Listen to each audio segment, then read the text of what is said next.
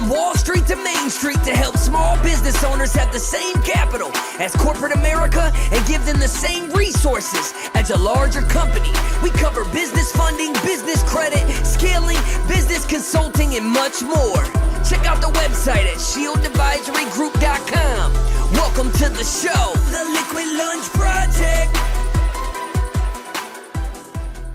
Hey, what's up, everybody? Welcome back to another episode of the Liquid Lunch Project. I am Matthew R. Meehan alongside my partner, the professor, Luigi Rosabianca.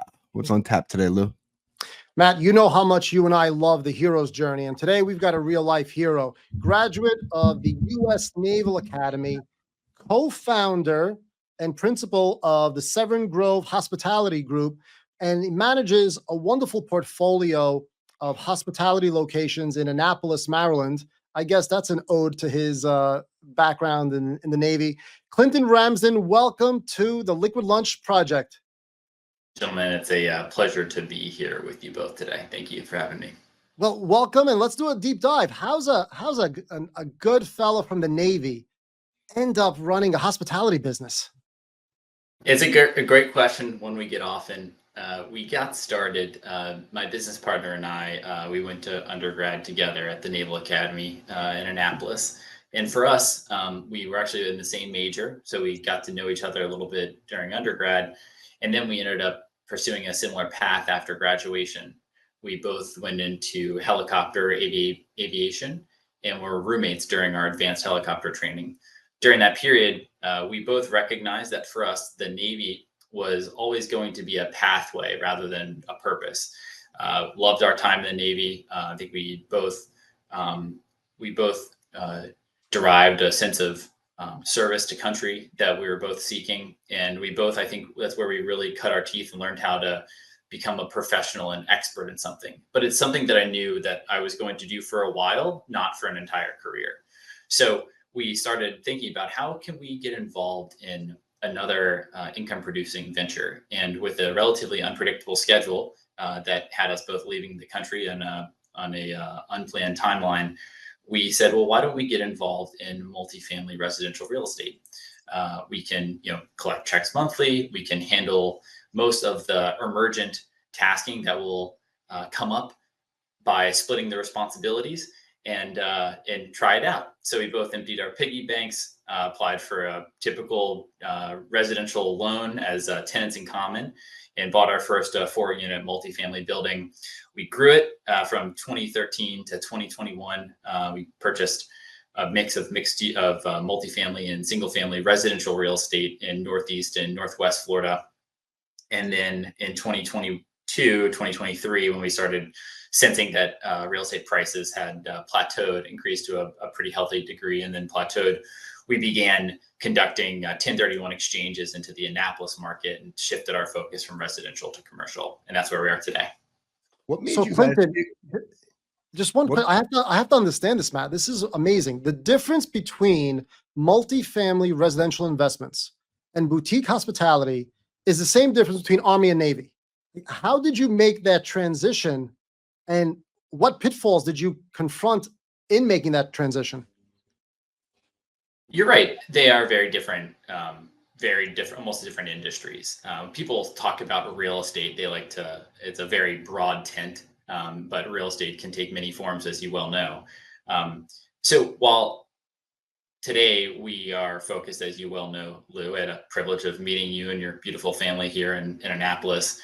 Our focus is on premium hospitality offerings, so boutique hotel properties that cater to the luxury end of the spectrum, which is different, as you noted, from multifamily residential. However, there was a fundamental learning experience that occurred.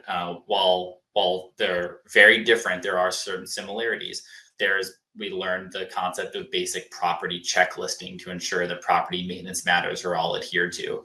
We learned about exterior property access control systems. We learned about some of the normal blocking and tackling of asset management to include insurance policy, procurement, basic real estate financing, all those concepts. While they're luxury boutique hotels are quite different than multifamily residential. there was some overlap, and it gave us the confidence to enter this new market and begin delivering a quality option. All right, beautiful. Now, So, what made you guys? yeah, sorry, Matthew. What made you guys pick Annapolis out of Florida? So Annapolis, first, we're familiar with it. So after spending 4 years here, we've had dozens of friends and family visit. One thing we noticed is that there was always a shortage of quality hospitality offerings. You basically had two choices when you visited Annapolis. You could stay at a big box hotel, your Marriott, your Westin, Crown Plaza, but that would be outside the desirable location, and it would not at all be reflective of the local area. Because while Four Seasons, Ritz-Carlton, those are beautiful properties in their own right, of course, we can all close our eyes and imagine what the inside of one looks like. It's part of their strength. There's very strong brand reliability. But it doesn't feel authentic to the local area. Ritz-Carlton in Naples, Florida is the same as a Ritz-Carlton oftentimes in Dallas, Texas. It's just the same as the one in New York City. They're very similar. And then in Annapolis, we had some brand reliability, but outside the desirable location. Inside the desirable location, you had antiquated, tired options. So we saw this opportunity wasn't that novel, but our fundamental thesis was, what if we were to deliver the highest end luxury properties with all the amenities that today's discerning traveler would expect, and put it right into the best location. And fortunately, people responded extremely well to it. And so that was really our primary impetus for going into Annapolis. I think Annapolis, in the hospitality, that's the primary impetus for our push into hospitality. But we're also familiar with the jurisdiction. We know that it's Annapolis in the state of Maryland, and even in the region, has a reputation for being a jurisdiction that's very hard to accomplish development. Not surprising. A lot of these jurisdictions that have historic overlays are just hard to get things done. You see that in New York City. You see that in Old Town Alexandria. So that's a bit of a con for us. There's pros and cons. It's a con because not just is it starting to cause some gray hair to develop on the sides, it also makes modeling and predicting development timelines quite challenging. But it's also a pro because it also results in a very stable supply of offerings. And there are frankly high barriers to entry. So Lou was joking a little bit about the monopolization of boutique hotel offerings in downtown Annapolis, but there really are very few competitors, and that does bestow some natural value on the property. So while the barriers are high, if you can get something done, resultantly that there is a high degree of value bestowed upon the property. No different than developing in Manhattan. It's very hard to bring materials, very hard to source a construction labor workforce. It's hard to get things done in Manhattan, but once it's done, boy, the value can be quite striking. And the same fundamental principles apply in Annapolis. And moreover, I think the end result ends up being of a very unique quality, because you're going to have these beautiful historic buildings with all the modern amenities. Right. No, that's exactly it, Lou. That's really our bet in hospitality, that the traveler of today who enjoys a healthy degree of discretionary income and they want to travel and really seek out an authentic experience, you can come to our properties that are set in historic buildings. They're registered as national historic landmarks. The entire district is. And you can actually experience something that feels very authentic to the local area. In travel today, and especially you saw this with the proliferation of vacation rental platforms like Airbnb, which are really attractive to many people because it gave you for the first time the opportunity to live like a local or travel like a local, right? You could stay in a neighborhood where there was no hotel, and you really kind of felt like you were in a authentic experience. I stayed in one in Rome, for example, in the Trastevere neighborhood, and I said, "Wow, this is really unique." Something I never would have gotten by traveling in a hotel environment. However, the problem with that is you can show up to one Airbnb, it can be an A+ experience. You can show up to another one, it can be an F- experience. So there's no reliability within the platform. So we think we're the perfect blend of whether you're staying at our property at 134 Prince, you're staying at the Flag House Inn, 1313 West, all of these boutique hotel properties in Annapolis. They're very different in that there's interesting design elements, there's different styles, and some different price points. But while it's going to be unique and feel differentiated, that the brand reliability is going to be extremely high. So we think we've struck the right balance of that captures the preference of the modern traveler who is seeking something unique, but also something quality and reliable. Matthew, let me set the stage for you, Matthew. I have to explain something to you so you understand what Clinton and Cody are accomplishing there. So when we stayed at one of their premier locations, their Michelin-trained chef prepares an amuse-bouche for breakfast. He takes a hard-boiled egg, removes the top of the hard-boiled egg, almost like a monk's cap, and inserts a whipped heavy cream with the egg yolk and caviar and serves that as a amuse-bouche. Now, I can't break an egg, let alone make something like this. And you're doing this at a charming, quaint, historic building. I mean, what they're accomplishing at such a high level needs to be applauded. Lou, you deserve nothing less. I'm on the Instagram page right now. It looks amazing. So how difficult is it so when you guys decided that you're going to move out of multi-property, you're going to go do luxury boutique hotels, what type of properties were you looking for? Was it historic homes that you needed to convert?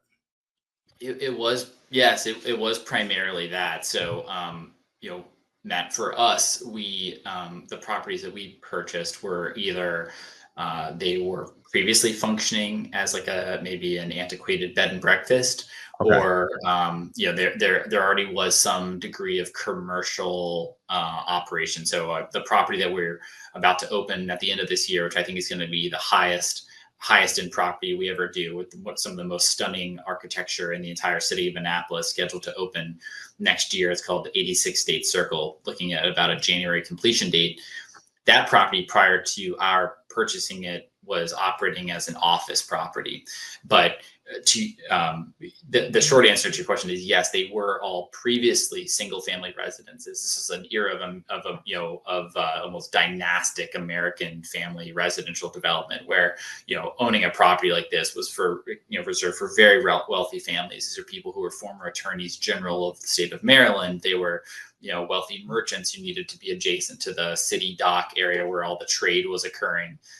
So those properties were previously single family residences, but in the more modern centuries, they had pre-existing commercial uses, whether that was a bed and breakfast or an office space, for example, as the property at 86 State Circle was. Now, do you see that with the way the commercial real estate market's been? Do you see this becoming a trend in other cities? I do. Yeah, Matt, I really do, because I think it is, it captures what I was talking about a little bit earlier, which is the preference of the modern traveler. I think Lou and his family are a good example of where modern, relatively younger families are, what they're seeking in America today. I don't think we're generally competing for the 75 plus audience. I think they're pretty comfortable in their sort of big box hotel, their concept of what a hotel, how it feels, how it looks, and where it's placed. Outside of maybe of the central business district. But I think our clients today, they're young, they're engaged, they're seeking an experience that's reflective of the local area, that's authentic, and it also happens to be in the best location.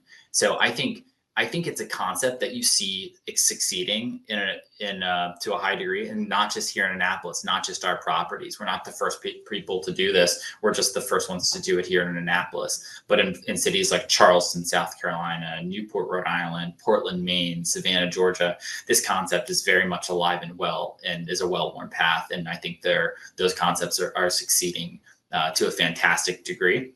The thing that will slow down the progress of this, Matt, is when people who it's very hard, for example, for an operator like a Marriott or Ritz-Carlton or Four Seasons to scale down to our key count, which is in between right now is between 5 and 9 keys per property. That's very hard. They're just not geared for that. You can think about these big hotel operators, you know, Marriott, Westin, Ritz-Carlton, Four Seasons, as being like tankers. They're going through the water. You can put a rudder adjustment in, but it takes a while to get that big machine to turn. Whereas this is kind of where we started. So we have a specialty and expertise in executing it well. So that, I think, when you start to see these operators, these other flags, they try to sort of personalize and turn their properties into this boutique hotel experience.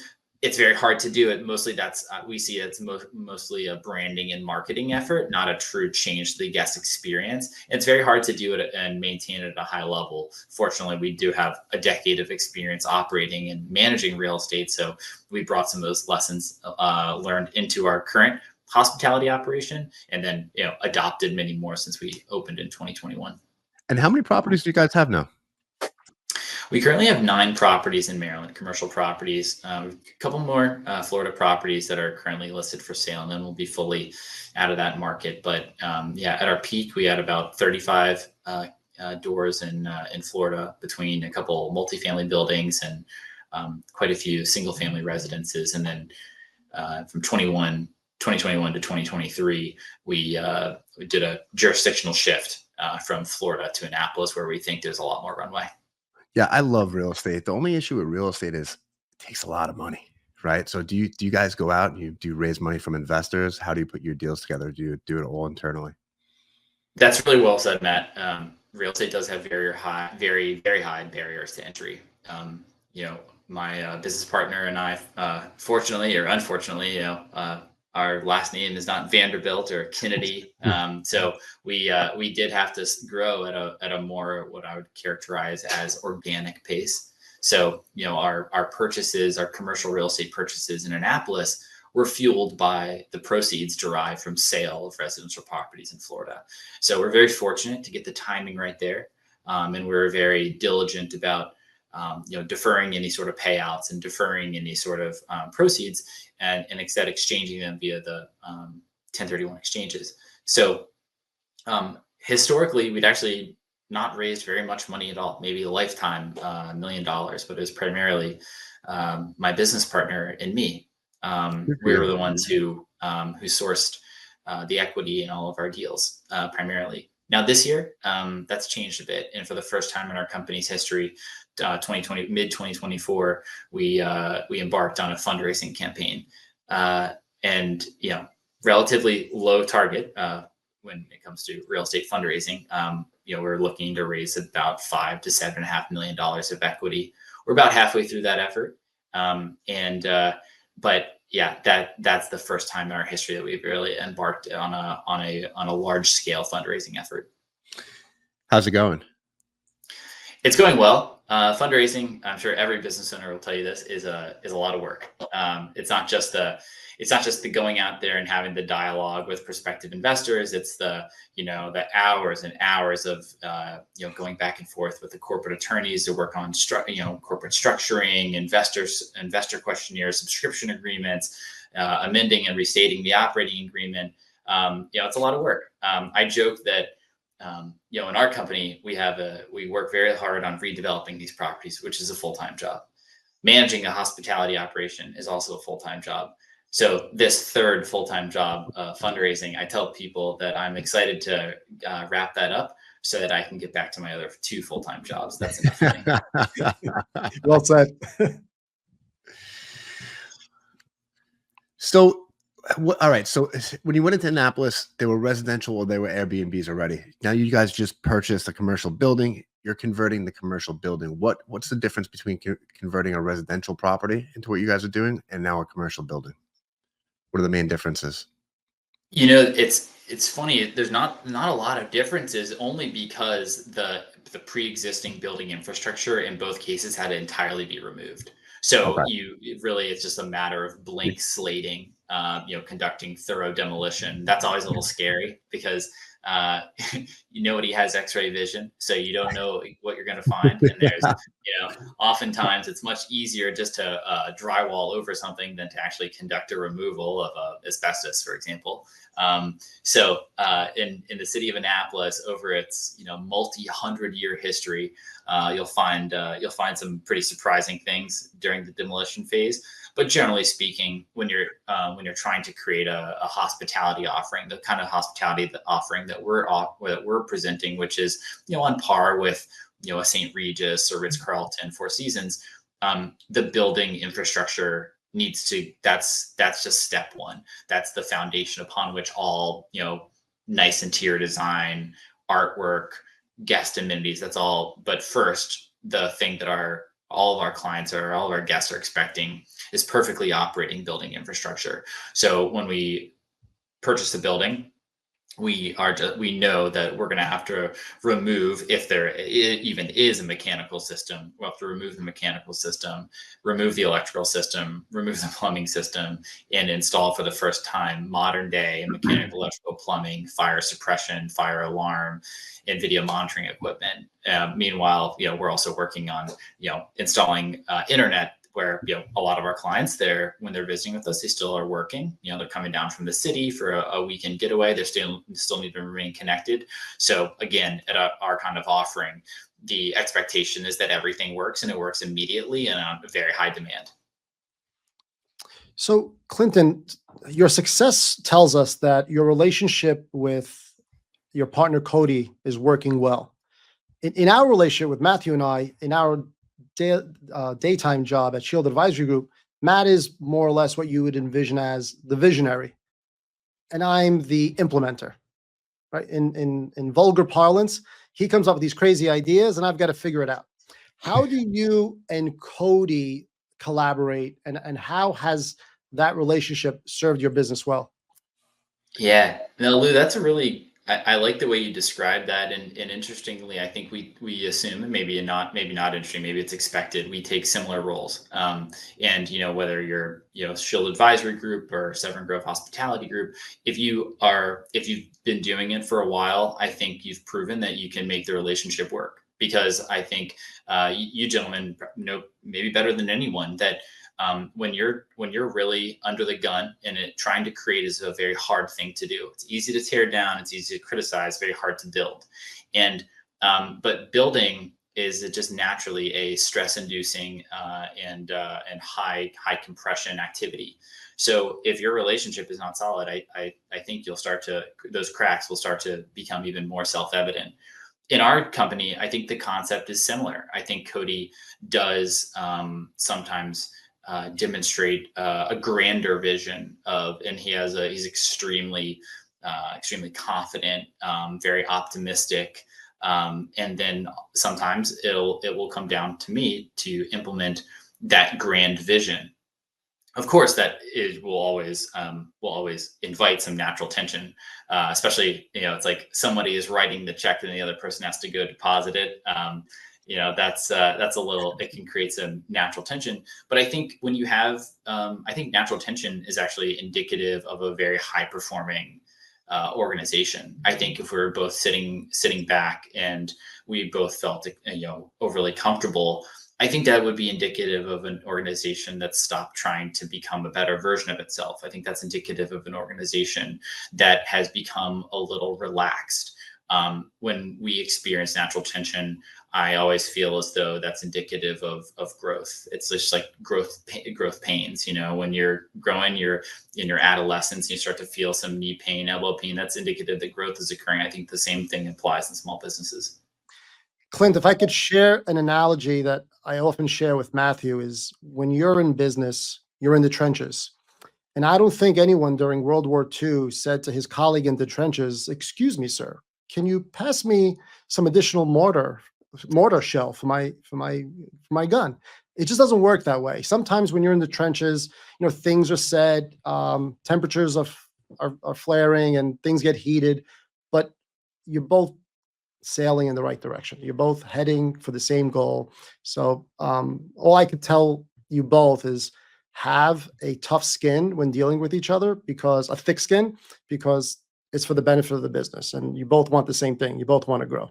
Having said that, what Navy skills did you learn at the U.S. Naval Academy that you find yourself applying in business on a daily basis?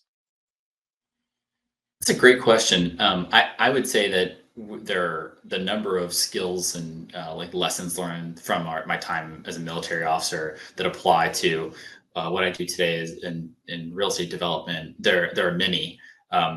I think one of the things that more than like a tangible skill, and more so because my time with the Naval Academy was marked mostly by a lot of nights studying, and anytime I was able to escape on the weekend, just hanging out with the guys. But the I would say more as a military officer, later on in my career, I had the ability to work with senior naval officers, so admirals, which are high-ranking naval officers, and being around them, I thought was like the best entrepreneur training possible, because these men and women are constantly dealing with problems. They're just like an entrepreneur, their full-time job is just problem solving and issue management. No one comes to the admiral and says, "Sir, ma'am, I have this good update for you." If it's gotten to that level, it's already a problem.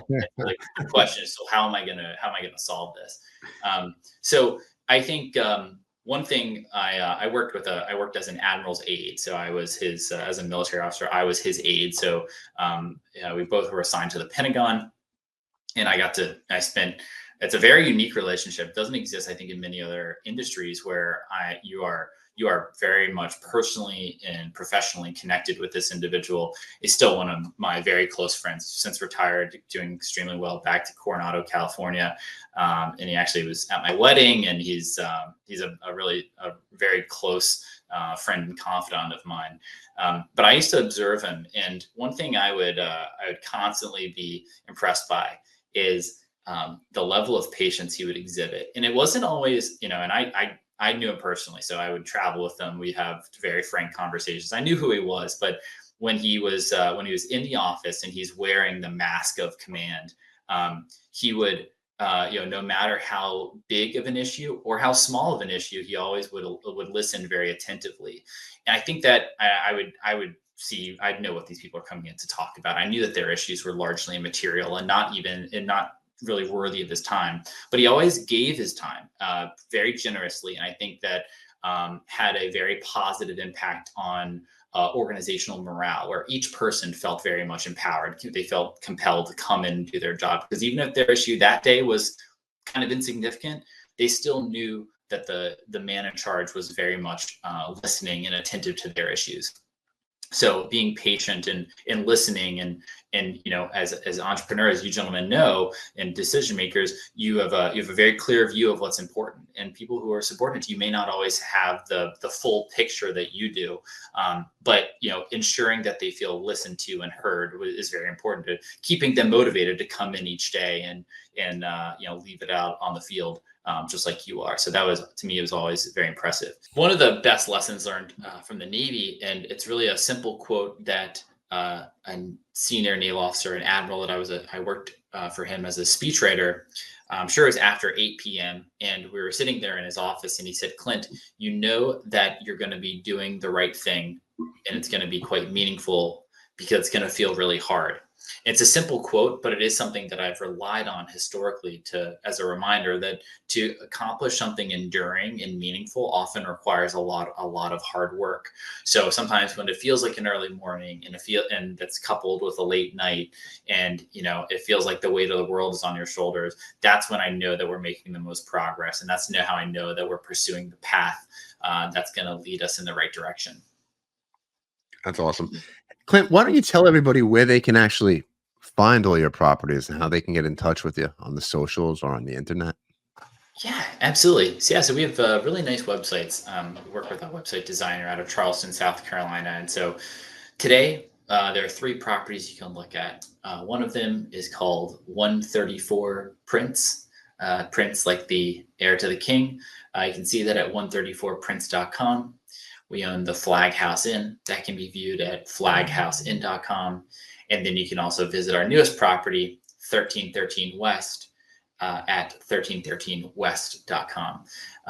And then our next property is going to be 86 State Circle, and that can be viewed at 86statecircle.com. You'll notice that there's a convention, a naming convention to all of our properties, with the exception of Flag House Inn, which when we purchased was a going concern.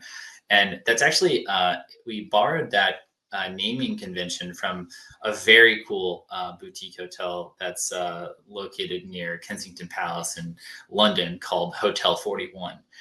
So I think it's a really, Annapolis just happens to have some really interesting sounding streets like Church Circle, State Circle, where are really reflective of the foundational principles of the founding of this country, where church and state would exist as in different capacities, but we're both the centers of congregation for the citizens of Annapolis. So we capitalized on some of these unique naming conventions, and it's been really well received. Happens to also be quite helpful when you're trying to find it. It has a utilitarian element to our name as well. Clint, eventually you'll probably run out of some elbow room in Annapolis. What's next for you and Cody? That's really, Lou, is probably the question that we get the most. I would say right now, and it's to me, it makes me laugh because it makes you sound like a politician, a high performing governor or senator. So right now I'm just focused on my job now. But I will. You were a speechwriter. It's okay. we really are. Before we start looking at other jurisdictions, we have a lot on our plate here to complete. I'm going to start that over. Sorry, I turned my phone back on because I thought you may want to try to call me during the blackout. I'll zoom back in. So right now we're full plate in Annapolis, and we're laser focused on completing the projects that are currently in our slate. That includes the renovation of a really neat office space that's going to function kind of like a WeWork with a lot of single use office operators. And then we have our largest project, which is a 20,000 square foot building that currently is in downtown, is vacant, will be a mixed use property with 17 hotel rooms and up to 3 different restaurant concepts, which I think will just be spectacular. But right now we're focusing on completing those existing projects that we own or working through the permitting, entitlement, and design process. After those are complete, will be a very happy time at this company. And we would consider moving into another jurisdiction, because I think our concept is transferable. I don't think it's a concept that only works here in Annapolis. I think it could be implemented in other peer markets like Newport, Charleston, Old Town Alexandria, maybe even in the Hamptons. But one thing that operating in Annapolis has taught us is make sure you're an expert and you're a full grasp of the jurisdiction in which you're operating. We would not be the first developers to feel a little overconfident going into an area thinking they could replicate the same success that they had in other jurisdictions, while underappreciating the jurisdictional barriers that exist, whether that be a very a permitting department that presents very unpredictable timelines, whether that's a local population that has a really strong public voice in opposition to any sort of change. So right now, I really do feel like we have a lifetime of work ahead of us in Annapolis. There's just not a single use in Annapolis that I feel like we have too much of, other than maybe pubs. I think there's a lot of work ahead of us here in Annapolis. And so that's where we're focused today. Clint, thank you so much for being here. We want to be respectful of your time. I do have one question for you before I let you run. If you couldn't stay in your own hotel and you had to pick one brand to stay in, what would it be? Great question. I'll say one of my favorite, the best hotels I've visited is called the Spectator Hotel in Charleston, South Carolina. It's a super cool hotel. They have an amazing bar. very small format, maybe 8 to 12 seats. And I think in hospitality, small quantity has a certain quality of its own, where it feels like you're at a private club. I remember at a private club for the weekend. That hotel is super special, and it's one I'd like to return back to. I'm gonna have to check that out. Yeah, Spectator, great property.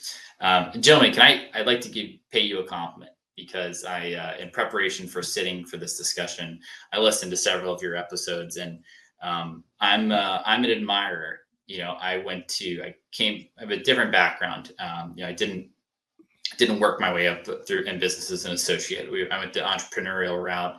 I have a military officer background, and then I went to business school while I still was a military officer. And one of the things that I think is so commonly missed is some of the more practical discussion matters that are discussed on this show, whether that's reliable bookkeeping and accounting practices, whether it's public relations, and just the importance of writing a press release. You gentlemen touch on an extremely valuable yet largely untaught part of the entrepreneurial effort. And I just really appreciate it. It's when I listen to your episodes, it resonates. It's almost like therapy, because you realize you're not the only one who's going through these issues. You're not the only one who's balancing these considerations. So you're on a really worthy path. And as an entrepreneur, I appreciate the effort and the undertaking that you're pursuing to inform other people like me to do better, to expand, to grow, but do it healthily and do it intelligently. Thank you. Hoorah! That's the Marines, isn't it? That's the Marines. All right, everybody. That's a wrap. The Liquid Lunch Project. We'll see you on the next episode. Thank you for listening to the show. And make sure you subscribe, leave a review, and share it with a friend. We'll see you on the next episode of The Liquid Lunch Project.